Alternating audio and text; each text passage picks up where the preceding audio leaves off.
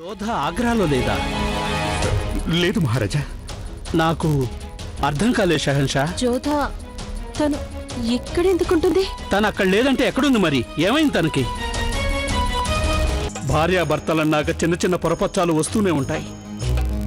మీ కళ్ళలో నాకు కనిపిస్తున్న ప్రేమ బాధ చూస్తే అవి ఈ బంధాన్ని ఎన్నటికీ తెగిపోనివ్వు. ఆ గుళ్ళో పూజారి ఈ ఆశ్రమం గురించి చెప్పారు. ఇక్కడ నాకు ఆశ్రయం దొరుకుతుందని చెప్పారాయన. లభించవచ్చేంటమ్మా, లభించింది. ఇది భగవంతుడి స్థానం. ఇక్కడికి అందరూ ఆహ్వానితులే. రామ్మా, వచ్చి కూర్చో. జోధాబేగం వెళ్ళినందుకు మీకెందుకు అంత బాధగా ఉంది? చెప్పండి. మీరు ఏదేదో మాట్లాడుతున్నారు. గోరంతలు కొండంతలు చేయకండి. మీరు ఇప్పుడేగా ఒక రాజపుత్రుడి పేరు జోధాబేగంతో ముడిపెట్టారు. మరి అప్పుడే మీరు నా పేరు ముడిపెట్టే ప్రయత్నం చేస్తున్నారా?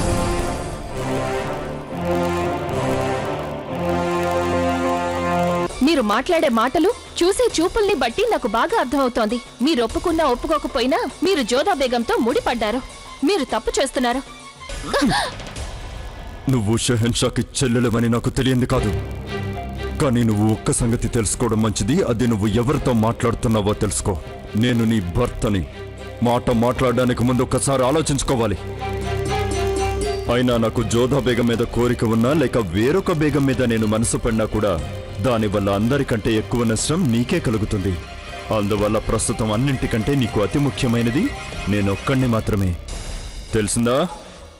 అన్నట్టు నువ్వు మళ్ళీ నీ భర్తను కోల్పోవడం నీకంత మంచిది కాదు బక్షిబాను.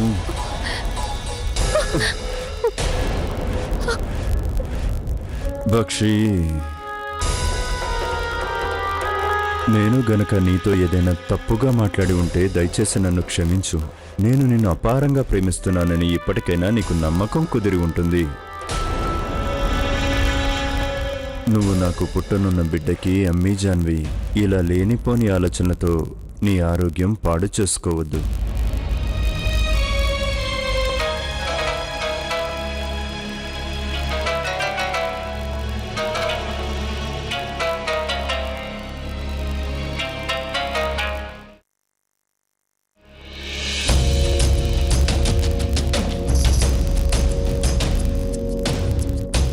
ఏమండి,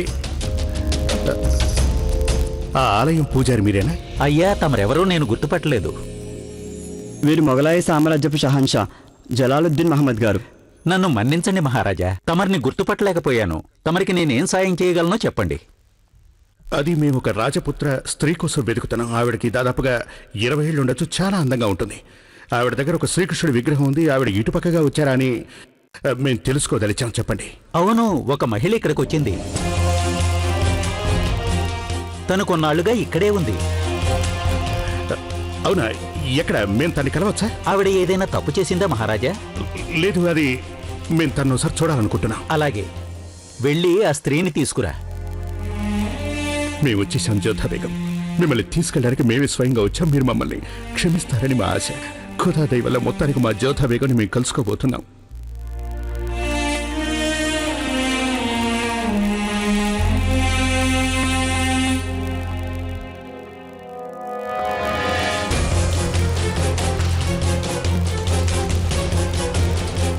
అయ్యా, మీరు నన్ను పిలిపించారా?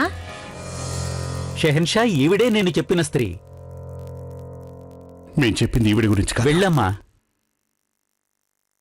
శుక్రియా. ప్రణామాలు మహారాజా. ఎందుకు జోధా బేగం? ఎందుకు మీరు మా నుంచి అంత దూరం ఎందుకు వెళ్ళిపోయారు? ఎక్కడ, ఏ స్థితిలో ఉన్నారు మీరు?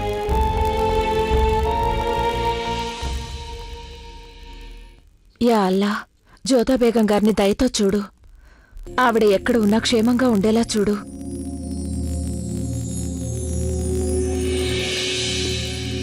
ఏం జరిగింది సలీమా బేగం? మీరు దేనికో ఆందోళన పడుతున్నట్టున్నారు. ఆదాబ్ రుకయ్య బేగం. ఆదాబ్. ఏంటి విషయం సలీమా బేగం? నాకు కొంచెం చెప్పండి. అంతా క్షేమమేనా? ఇప్పుడున్న పరిస్థితుల్లో ఎవరు క్షేమంగా ఉండగలరు రుకయ్య బేగం? రోజులు గడిచిపోతూనే ఉన్నాయి, కానీ జోధా బేగం గురించి ఏమీ తెలియడం లేదు. నా మనసులో రకరకాల ఆలోచనలు తలెత్తుతున్నాయి రుకయ్య. అత్తయ్యగారు కూడా జోధా బేగం విషయంలో చాలా ఆందోళన పడుతున్నారు. ఈ సమయంలో ఏం చేయాలనేది నాకు అసలేమీ అర్థం కావడం లేదు. సలీమా బేగం, మీరు ఈ విధంగా మిమ్మల్ని మీరే కష్టపెట్టుకోకండి. షెహన్షా ఇంతవరకు తిరిగి రాలేదు రుకయ్య బేగం. పైగా ఇంతవరకు ఎలాంటి వర్తమానం అందలేదు. దాన్ని బట్టి చూస్తే వారికి ఇంకా జోదా బేగం కనిపించలేదన్నమాట. ఆవిడిప్పుడు ఏ పరిస్థితుల్లో ఉన్నారో, ఎక్కడున్నారో? ఆవిడ భద్రంగా ఉన్నారని నాకు అనిపిస్తోంది. ఒకవేళ ఆవిడ ఆమెర్లోనే ఉండి ఉండొచ్చు. ఆవిడ అలా ఆమెర్లో లేకపోయినా కాని ఆవిడ ఒక రాజపుత్ర స్త్రీ. ఆవిడ ఒంటి మీద ఖరీదైన నగలు కొన్ని ఉండి ఉంటాయి. వాటి వల్ల ఆవిడకి బాగానే గడిచిపోతూ ఉండాలి. పైగా షెహన్షా ఆవిడ్ని తీసుకురావడానికిగా వెళ్లారు. వారు జోదా బేగంని తప్పకుండా వెంటబెట్టుకొస్తారు. నేను షెహన్షా గారి సామర్థ్యాన్ని కొంచెం కూడా శంకించడం లేదు రుకయ్య బేగం. వారు తప్పకుండా జోదా బేగం కలుస్తారని నా నమ్మకం. కానీ ఇంత జరిగిన తర్వాత కూడా ఆవిడ షెహన్షా గారితో వస్తారో లేదో దాని గురించి నాకు సందేహంగా ఉంది. షెహన్షా గారితో కలిసి ఎందుకు తిరిగిరారావిడ? షెహన్షా గారు ఆదేశిస్తే ఆవిడ అంగీకరించి తీరాల్సిందే. మీకు జోదా బేగం సంగతి పూర్తిగా తెలియదు రుకయ్య బేగం. పగిలిన హృదయంతో ఆవిడ తనని ఎవరూ కనుక్కోలేని చోట తలదాచుకుని ఉంటారని నా అభిప్రాయం. ఆవిడ చాలా ఆత్మగౌరవం కలది. అంత జరిగిన తర్వాత ఆవిడ షెహన్షా గారిని క్షమిస్తారని నేను అనుకోవడం లేదు. అయినా ఆగ్రాలో ఆవిడ ఏం పొందింది కనుక? కేవలం కష్టాలు, బాధలు, అవమానాలు, సమస్యలే కదా. ఈ ఆగ్రాయే ఆవిడకి బేగం పదవి కూడా ఇచ్చింది. ఆవిడ షెహన్షా గారి క్షమాపణ అంగీకరించి తిరిగి రాక తప్పదు. నాకు జోదా బేగం గురించి అంతగా తెలియకపోవచ్చు, కానీ జలాల్ గురించి నాకు బాగా తెలుసు. జోదా బేగం కనుక ఒకసారి వారి క్షమాపణని అంగీకరించకపోతే జలాల్ వారిని అక్కడే వదిలేసి తిరిగి వచ్చేస్తారు. షెహన్షా గారి అహంకారం వారి కరవాలం వాడికంటే పదునైనది. ఎన్నో సందర్భాలలో అయిన వాళ్లు ప్రేమ పొందాలంటే అహంకారాన్ని వదులుకోవాల్సి వస్తుంది రుకయ్య బేగం. తమ హృదయాన్ని అహంకారంతో కాక ప్రేమతో నింపుకోవాల్సి ఉంటుంది. ఇది షెహన్షా అర్థం చేసుకుంటారని అనుకుంటున్నాను. ఇక నేను వెళ్ళొస్తాను. ఖుదా హాఫీజ్. ఖుదా హాఫీజ్.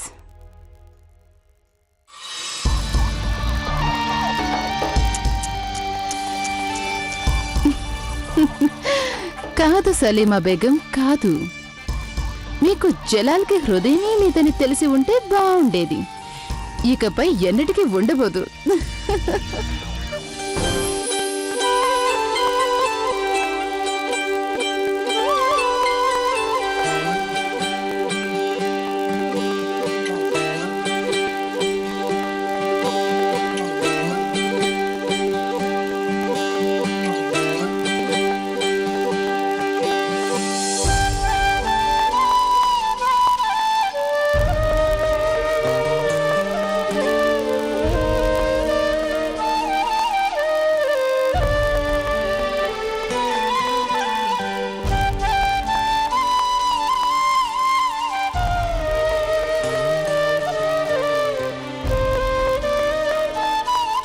కన్నయ్య, ప్రస్తుతం నీ దయవల్ల నాకు ఆశ్రయం దొరికింది. ఇందుకు నీకు శతకోటి ధన్యవాదాలు. ఇలాంటి గట్టి కాలంలో అందరూ నాకు దూరమైపోయినా నువ్వు మాత్రం నాకు తోడుగా నిలబడ్డావు. ఈ ఆశ్రమ రూపంలో నాకు ఉండడానికి ఒక ఇల్లు ఇచ్చావు. ఇక్కడి సహృదయాల్ని సదా కాపాడు తండ్రి. అలాగే నేను వదిలిపెట్టొచ్చిన అమ్మీ జాన్, సలీమా బేగం, ఇంకా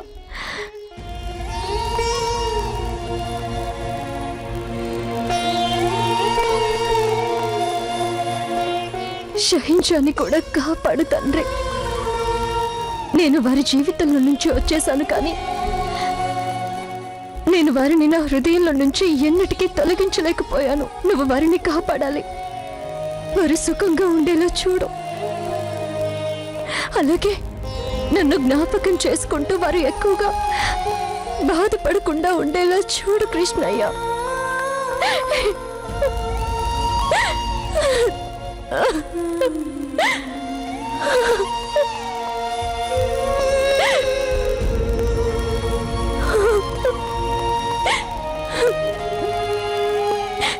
దయ చూపించు కృష్ణయ్య, కరుణించు. నేను వారి ప్రేమని, నమ్మకాన్ని పొందలేకపోయాను, కానీ వారికి వారి జీవితంలో నిజమైన ప్రేమ తెలిసేలా చూడు. వారు సదా సుఖంగా ఉండేలా వారి మీద దయ చూపించు కృష్ణయ్య. సంతోషంగా, ఆరోగ్యంగా ఉండేలా చూడు. నేను నిన్ను కోరుకునేది ఒక్కటే.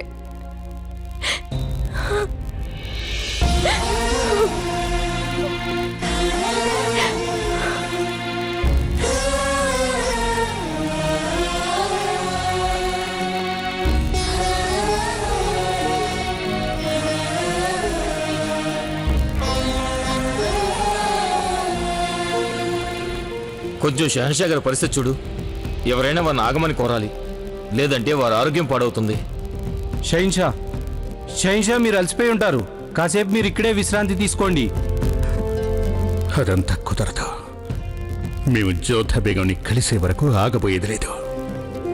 నేను తమరిని వేడుకుంటున్నాను షహన్షా, మీరు ఇక్కడే ఆగిపోండి. లేదంటే మేము ఇంతకు ముందే నీకు చెప్పాంగా, జోధా బేగంని చూసే వరకు మేము ఆగబోము అని.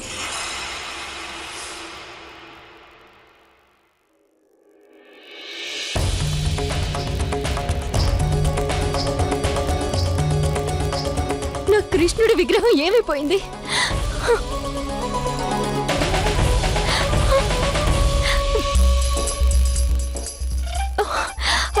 అయ్యో ఆగండి, నా కృష్ణుడి విగ్రహం నాకు ఇచ్చేయండి.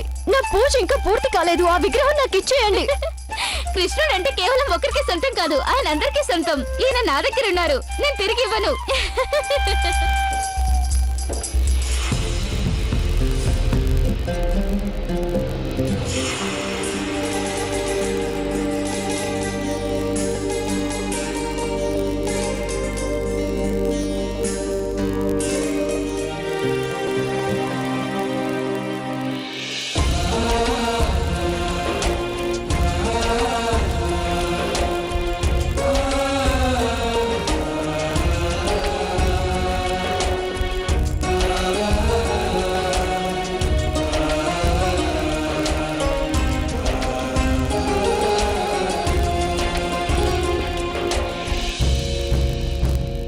అరే అలా చూడండి, ఎవరో పెద్ద అధికారి వచ్చినట్టున్నారు.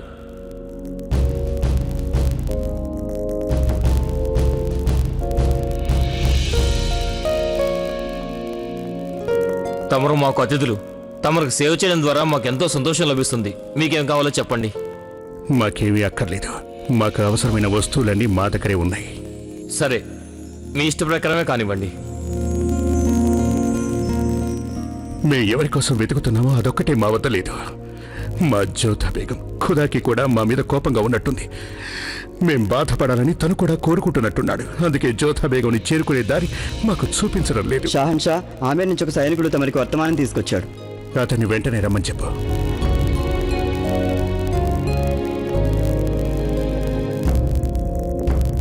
ప్రణామాలు షహన్షా. జోధా బేగం గురించి ఏమైనా తెలిసిందా? ఆవిడ అక్కడికి చేరుకున్నారా? మమ్మల్ని క్షమించండి షహన్షా, జోధా బేగం ఇంతవరకు అమెరికా రాలేదు. మీకు గనుక ఆవిడ ఆచూకీ తెలిస్తే వెంటనే ఆ సంగతి తెలియచేయమని బారమల్లు మహారాజు గారు తెలియజేయమన్నారు.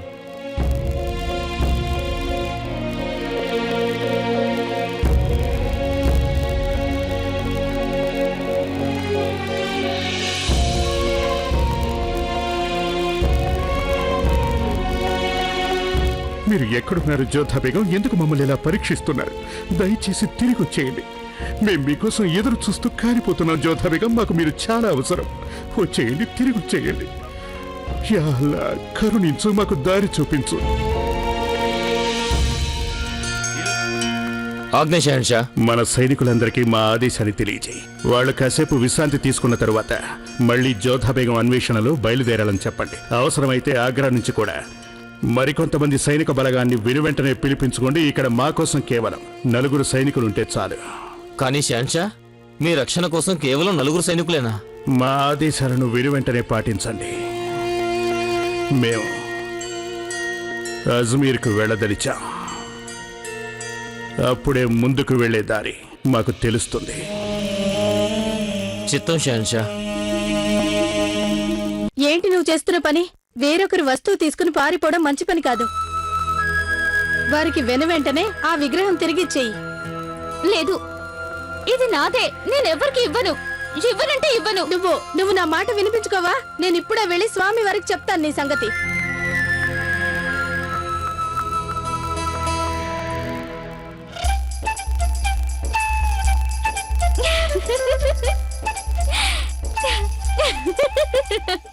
ఏమైంది? అలసిపోయావా? నన్ను పట్టుకోలేకపోయావు. అంటే నేనే గెలిచాను, నువ్వు ఓడిపోయావు. ఇక ఈ విగ్రహం నువ్వు నాకే ఇచ్చేయి. గెలిచినందుకు బహుమానం.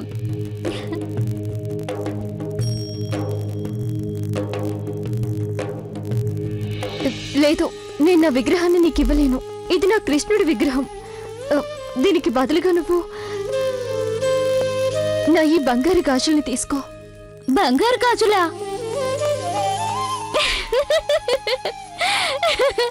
బంగారు గాజులు నేనేం చేసుకుంటాను? హో,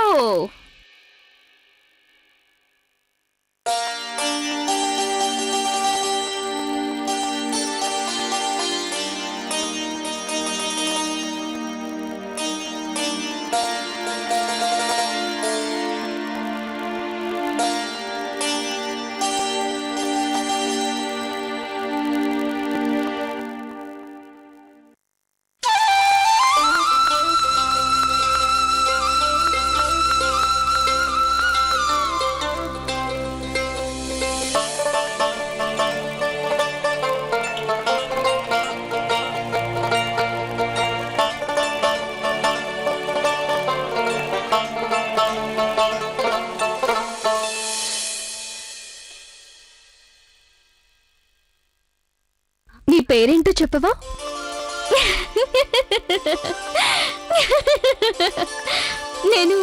నేనెందుకు చెప్పాలి?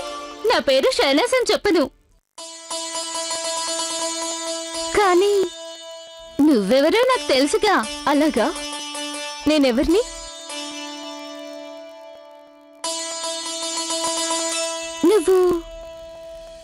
నువ్వొక రాణివి కదూ? అవునా? అదేం లేదు. నేనెందుకు రాణిని అవుతాను? కాదు, నువ్వు రాణివే. బేగంవి రాణివే నువ్వు. కానీ నువ్వు అలా అని ఎందుకు పంతం పడుతున్నావు? ఒకసారి నీ మొహం నువ్వే చూసుకో. ఎంత అందమో! ఎంత అందమైన మొహం అంటే దాన్ని ఎన్నడూ సూర్యకిరణాలు కూడా తాకినట్టు లేదు. పైగా ఇవి ఎంత మెత్తగా ఉన్నాయో నీ చేతులు. ఇలాంటివి ఒక రాణికైతేనే ఉంటాయి. నిన్ను మొహం చూసి చెప్పేయగలను.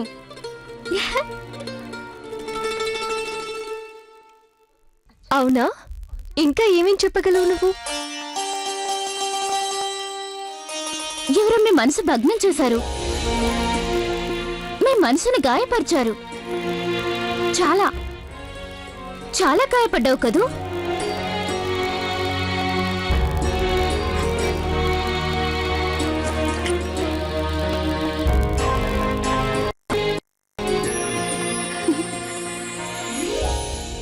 ఇవి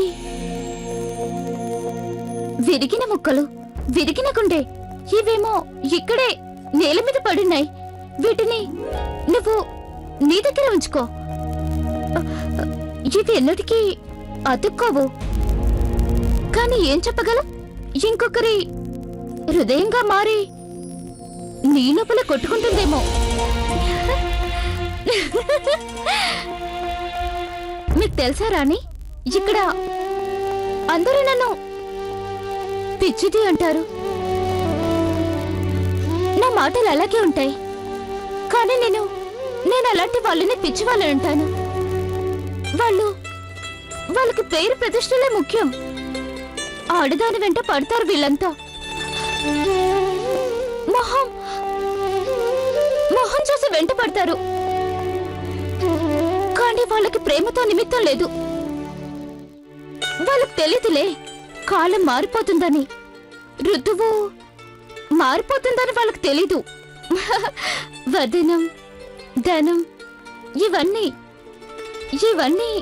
వెనుకబడిపోతాయి.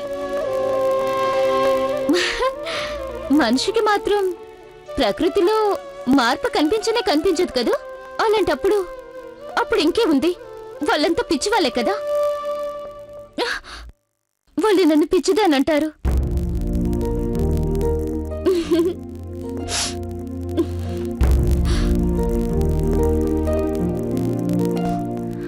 ఏంటో పని? నీ గుండె చేసే సవ్వడి చూస్తున్నాను. ఇంకా కొంచెం ఓపికంది నీలో. అంటే ఎవరి కోసమో నీ గుండె ఇంకా కొట్టుకుంటున్నట్టుంది. నువ్వెవరి కోసమో నువ్వు నిట్టూర్పులు విడుస్తున్నావు. ఎవరిని పిలుస్తున్నట్టుంది. నీ హృదయ స్పందన ఇంకెవరితోనో ముడిపడింది. నిజమే కదూ? ఇక చిన్న చిన్న చిన్న చిన్న ముక్కలు, హృదయం పగిలిన ముక్కలు గుచ్చుకుంటున్నాయి కదూ?